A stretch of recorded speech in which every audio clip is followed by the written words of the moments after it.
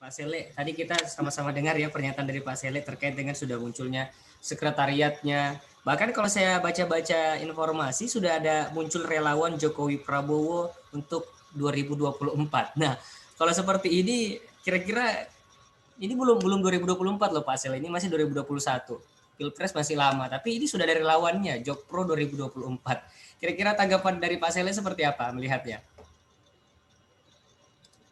Ya, Pak Sele audionya di unmute dulu. Ya. Halo. Ya, silakan Pak Sele. Terlalu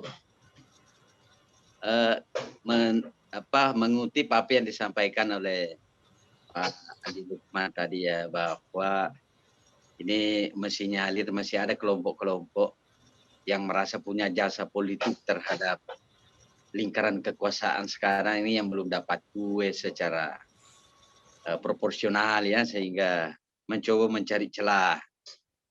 Itulah yang amat patut untuk kita sesalkan bersama ya, karena soal kebangsaan yang begitu prinsip, yang begitu mendasar, lalu kemudian coba dipertaruhkan dengan kepentingan-kepentingan sesaat yang bersifat pragmatis seperti itu. Itu yang menurut saya yang melukai kita punya perasaan kebangsaan ya. Masih ada generasi bangsa yang berpikir sepragmatis seperti itu dan sepicik seperti itu ya. Wacana amandemen konstitusi dan dasar dalam tataran dialog secara akademik menurut saya sesuatu yang tidak boleh ditutup sama sekali ruangnya ya. Mesti dibuka secara terus-menerus, hanya saja jangan pendekatannya sangat politis dan jangka pendek. Kalau bicara soal untung rugi, bagaimana kalau 2 periode atau lebih 2 periode, menurut saya penting untuk selalu dihidupkan diskusinya. Cuma yang amat kita sayangkan ini kan langsung bicara figur. Ya, betul. Bicara figur. Orang dulu yang dibicarakan lalu kemudian merubah sistem. Nah kan di sini yang menurut saya tidak sehatnya ini wacana. Sehingga apapun ini wacana bukan kita menutup ruang untuk kita berdialektika ya, tetapi ini yang menurut saya dari sisi tahapan-tahapan dibolak-balik dan disitulah tidak sehatnya. Dan sekali lagi kalau orang tua yang bicara seperti itu umur 65 tahun ke atas mungkin bisa dimaklumi. Ya salah kalau orang tua mungkin memang semangat soal menjiwai gerakan reformasi kemarin mungkin tidak terlalu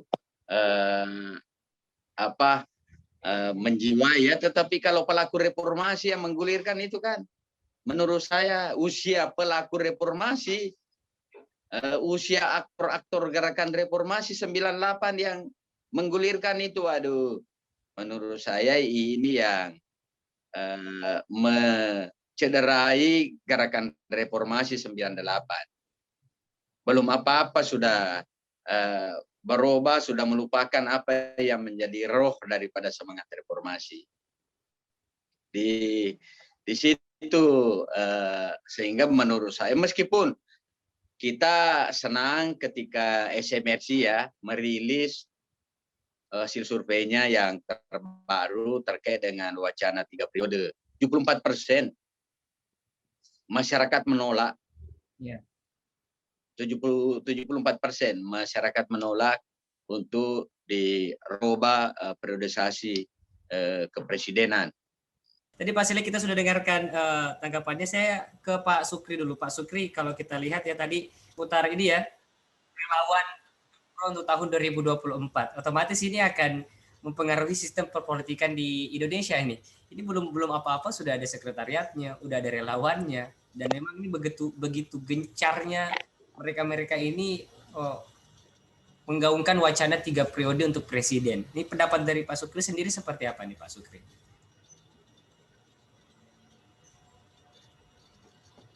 Ya, di-unmute dulu Pak Sukri audionya.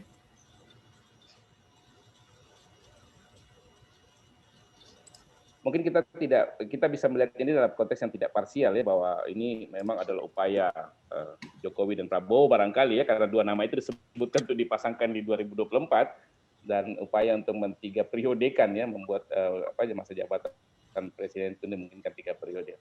Karena secara politik sebenarnya gerakan ini itu jadi seperti pisau bermata dua begitu. Di sisi yang lain barangkali memang akan ada benefit politik yang coba diambil oleh mereka-mereka yang mencoba mengusung gerakan ini, maksudnya wacana 3 periode ini. Ya, yang pertama misalnya di sisi lain barangkali aspek utamanya mungkin memang mencoba mengupayakan agar regulasi memungkinkan nanti 3 periode. Itu yang pertama. Itu yang terlihat sebagai tujuan utama. Tapi di sisi yang lain sebenarnya kita juga harus melihat bahwa di politik itu kan selalu ada skenario A, B, C, D, dan seterusnya begitu. Dan saya kira Kak Sele tahu betul ini di politik. Tidak hanya satu orang, jalurnya itu kan tidak hanya satu, dia bisa terpecah ke banyak hal. Salah satu benefit yang paling mungkin adalah misalnya jika barangkali ini ada wacana ini kemudian diterima masyarakat barangkali, dan itu misalnya gayung bersambut misalnya, dan kemudian itu terhambat, ini salah satu perkiraan saja, kemudian ini terhambat karena regulasi, maka kemudian kan ada tawaran lain yang bisa mewakili Jokowi misalnya. Ya, siapa yang kemudian bisa mewakili sosok Jokowi kalau begitu? Karena kemudian masyarakat mau Jokowi, tapi karena hambatan ya sudahlah kita serahkan kepada yang bisa mewakili Jokowi misalnya, karena Prabowo itu bisa jadi. Itu misalnya, itu salah satu benefit yang barangkali bisa diambil. Di sisi yang lain barangkali juga melalui sisi ini juga relawan-relawan ini sudah mulai bekerja untuk menggarap sebenarnya siapa yang ingin digarap. Karena di situ kan ada 2 nama yang disebutkan. Ada Pak Jokowi, ada Prabowo misalnya. Nah ini kan ketika memulai wacana ini kan belum kelihatan, ini tidak terlihat seperti Prabowo sedang bekerja misalnya, ya. Tetapi kan kemudian terikut di dalam konstruksi berpikir bahwa ini sedang mewacanakan 3 periode. Padahal di saat bersamaan kan nama Prabowo juga terbawa pada unsur ini. Sehingga kemudian paling tidak secara politik benefitnya adalah sudah memulai langkah lebih dulu daripada kandidat yang lain misalnya. Ya, itu misalnya itu benefit politik ya barangkali mungkin, dan banyak benefit politik yang lainnya, ada sosialis, sehingga kemudian kalau di media saya kira ini misalnya dia akan tetap ada di permukaan, jadi top of news begitu ya, selalu ada di permukaan, selalu dilihat masyarakat dan seterusnya, sehingga kemudian dia bisa menjaga ritme, karena tadi seperti yang Kak Sele sudah katakan, Gus Pandey-Lukman juga sudah katakan tadi bahwa ini kan waktu tidak begitu lama, 2001 ke 2024 itu tidak lama dalam kontestasi politik begitu ya. Sehingga untuk menjaga agar supaya tetap berada di dalam top of news begitu, itu penting untuk menjaga image daya ingat masyarakat begitu terhadap kandidat. Dan ini benefit politik. Meskipun nanti pada ujungnya misalnya 3 periodenya hilang, tapi kemudian benefitnya ikut gitu. Itu bisa jadi seperti itu. Tapi di sisi yang lain bisa jadi sudah dikatakan bahwa bisa jadi kalau kemudian yang muncul adalah penolakan dari masyarakat, nah ini bisa menimbulkan efek yang buruk, image yang buruk misalnya kepada kandidat yang namanya disebut itu, atau mereka-mereka yang barangkali akan merepresentasikan nama-nama itu. Ini juga bisa menjadi hal yang mesti diperhatikan. Sehingga kemudian pada prinsipnya saya kira dalam analisa politik saya melihat bahwa ini sebenarnya sesuatu yang sifatnya gambling begitu, karena pada dasarnya bisa ada benefit politik yang bisa diterima, tapi di sisi yang lain misalnya ada kerugian politik juga, karena ini kan misalnya nanti bisa jadi kemudian para pendukung Pak Jokowi atau Jokowi misalnya, atau mereka-mereka yang terafiliasi dengan Jokowi misalnya atau dan Prabowo misalnya, itu kan melihat bahwa ini ada image yang dibentuk bahwa Pak Jokowi ini barangkali kalau misalnya menyetujui, ini image-nya adalah ingin memperpanjang kekuasaan, sangat ingin berkuasa dan seterusnya. Dan sementara di image kita, dalam preferensi politik kita,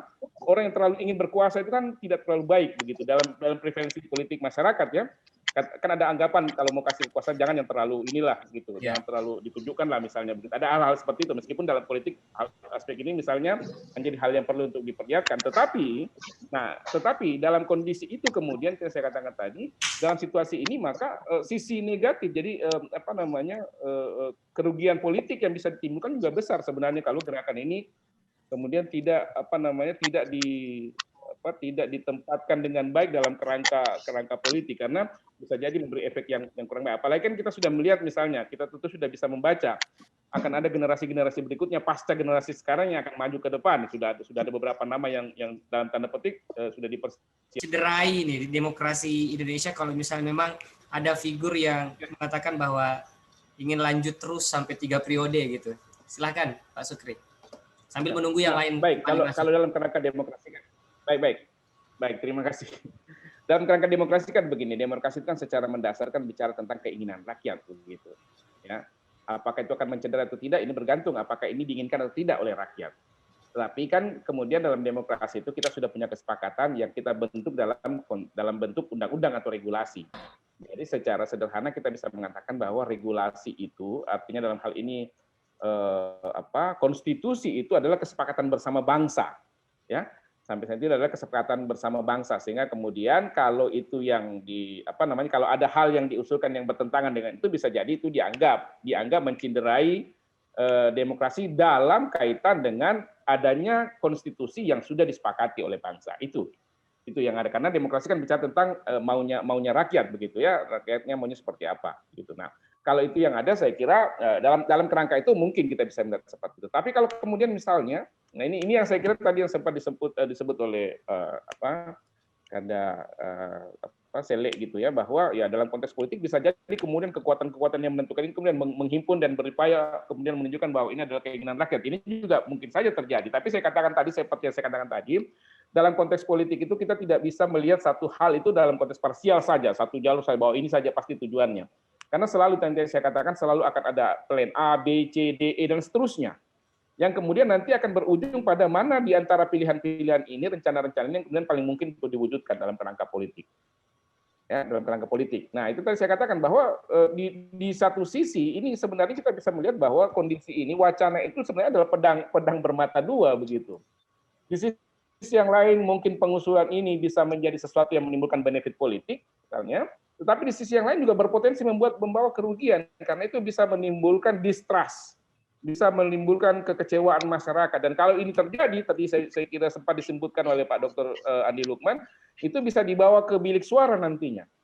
Kalau itu dibawa ke bilik suara, artinya masyarakat akan menunjukkan kecewaannya lewat bilik suara, dan itu saya kira partai politik tidak ingin hal itu terjadi. Jadi ini yang saya ingin katakan adalah bahwa memang dalam kondisi ini kita akan melihat perkembangannya ke depan bagaimana kondisi ini. Tapi sampai sejauh ini jika itu dipaksakan, nah ini bermasalah ya. Jika itu dipaksakan tanpa perubahan regulasi, maka itu pasti adalah sesuatu yang melanggar. Ya, misalnya sampai pada saatnya nanti tetap memajukan nama ini, tapi karena regulasinya tidak memayungi, berarti itu sesuatu yang melanggar. Itu pasti sudah melanggar, karena ini dilanggar, apalagi yang dilanggar adalah konstitusi. Ya, jadi ini yang kita tunggu ke depannya, dan itu tentu saja akan bergantung pada ya itu tadi niat politik kita, political will begitu ya. Niat politik yang baik dari para pelaku politik. Apakah kemudian akan memberikan ruang pada wacana ini, atau kemudian kita sudah bersepakat, ya rakyat sudah bersepakat lewat konstitusi. Meskipun itu konstitusi memang selalu ada ruang untuk dirubah, tapi ruang kita sudah bersepakat untuk 2 periode saja. Dengan banyak sekali pertimbangan tentu saja, karena konstitusi tidak diubah dengan hanya semalam begitu, itu pasti tentu banyak pertimbangan, dan ini yang mesti kita cermati saya kira. Baik, terima kasih Pak Andi Lukman, Pak Supritama maksud saya. Selanjutnya saya ke Pak Andi Lukman Irwan. Pak Andi Lukman Irwan, kalau kita lihat di Indonesia, karakter masyarakatnya kira-kira ini dia menginginkan presiden yang seperti apa? Apakah memang dilihat dari sosok figurnya, partainya, ataukah memang prestasinya ini? Ini saya juga masih sedikit mempelajari karakter dari masyarakat Indonesia. Karena kalau kita lihat ada yang memang menjagokan partainya, ada yang melihat sosok figurnya, ada juga bahkan yang membicarakan soal prestasinya. Nah, kalau dari Bapak Andi Lukman sendiri melihat karakter orang Indonesia, kira-kira dia menginginkan presiden seperti apa? Ya, baik, terima kasih. Saya kira kalau kemudian terkait privilege seorang pemilih untuk memilih calon pemimpin, itu kemudian masing-masing ada polarisasi di antara masyarakat kita ya. Ada segmentasi di dalam pemilih kita di Indonesia ini. Ada segmen pemilih yang sudah betul-betul juga rasional, yang akan melihat seperti apa kemampuan daripada calon-calon ini di dalam membangun narasi kepemimpinannya dengan program-program yang bersentuhan dengan masyarakat dan akan menjadi karya-karya monumental yang akan dinilai dan diukur oleh publik.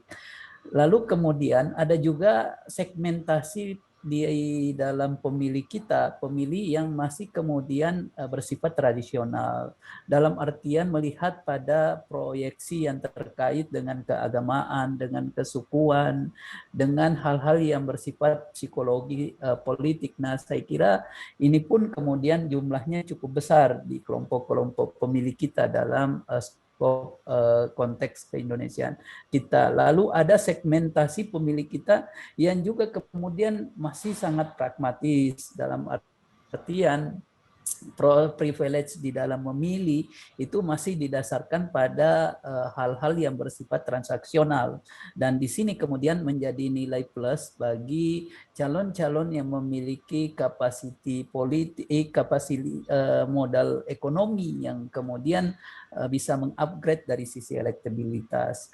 Nah, saya kira kita ini menjadi tanggung jawab partai politik sesungguhnya untuk menjalankan fungsi-fungsi pendidikan politik bagi para pemilih kita, menggeser pemilih-pemilih tradisional, menggeser pemilih-pemilih pragmatis ke dalam konteks pemilih rasional kita, yang akan melihat seperti apa kinerja partai politik yang menjadi pengusung daripada calon. Tapi di dalam kontestasi, apalagi misalnya pilpres, dalam beberapa dalam beberapa periode pemilihan yang sudah kita lalui, ada kecenderungan masyarakat tidak terlalu terbelenggu pada konteks partai pengusung daripada calon, akan lebih melihat figur-figur calon, akan menilai dari sisi seperti apa figur calon yang diinginkan. Nah, saya kira tanggung jawab dan pekerjaan rumah partai politik kita adalah bagaimana kemudian membangun pendidikan politik yang baik bagi para pemilih supaya masyarakat kita akan lebih kritis, akan lebih rasional untuk menyaring calon-calon yang memiliki kemampuan untuk bekerja dan untuk memiliki rekam jejak yang bisa kemudian membawa perubahan bagi masyarakat kita. Dan saya kira ini tanggung jawab kita bersama, sehingga ke depannya untuk kontestasi pilpres khususnya, maka partai politik pun harus memberikan ruang yang sebesar-besarnya bagi masyarakat untuk kemudian mengadu ide, memberikan adu gagasan, sehingga nanti partai politik mampu mengusung figur-figur calon presiden yang bukan hanya kemudian memiliki kapasitas ekonomi, tapi juga memiliki rekam jejak yang baik dan memiliki kemudian personality dan karya nyata yang bisa diukur dan dilihat oleh publik. Ya, saya kira mudah-mudahan partai politik kita juga semakin tidak terjebak di dalam konteks-konteks transaksional untuk kemudian menjatuhkan rekomendasi atau dukungan itu kepada figur-figur tertentu misalnya. Nah, itu.